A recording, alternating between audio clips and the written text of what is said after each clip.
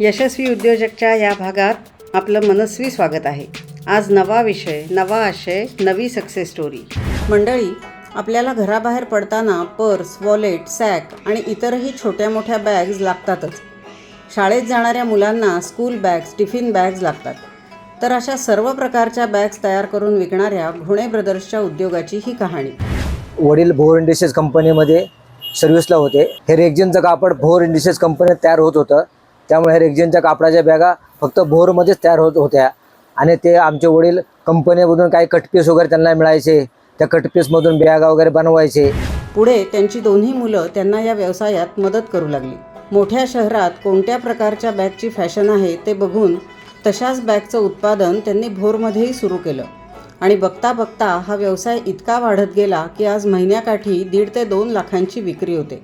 काही वेळेस आम्ही मुंबईला जातो, प्रॉफिट मार्केटला इकडे तिकडे नवीन नवीन बॅगा पाहतो, तशा प्रकारच्या बॅगा बनवण्याचा प्रयत्न करत असतो आणि त्याप्रमाणे मटेरियल वापरत असतो। काही लॅपटॉपच्या बॅगा असतात, काही ट्रॅव्हलिंगच्या बॅगा असतात, नवीन नवीन व्हरायटी कॉलेजच्या मुलांच्या कशा सॅक पाहिजेत त्यांना त्या प्रकारे बनवत असतो। दरम्यानच्या काळात भोर इंडस्ट्रीज हा कारखाना बंद झाला। मग गोवा आणि गुजरात या राज्यांमधून रेक्झिन आणि मुंबईहून इतर कच्चा माल आणून त्यांनी व्यवसायाचं चक्र गतिमान ठेवलं। तिथं जसं भोर कंपनी कापड बनवत होती त्या प्रकारचेच गुजरातला कंपनी आहेत आणि गोव्याला कंपनी आहेत।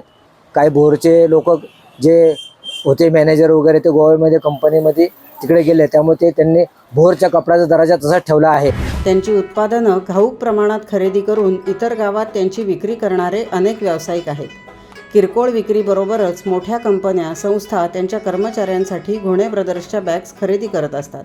काय बाकी बरेच लोक आता व्यवसाय करतात दुसरे, पण आपले मराठी लोक कमी पडतात ह्या व्यवसायामध्ये, त्यामुळे त्यांनी स्वतः करायला पाहिजे उद्योगधंदे असे। तुमच्याकडं ग्राहक हा येणारच, फक्त क्वालिटी महत्त्वाची आहे, बाकी काय नाही।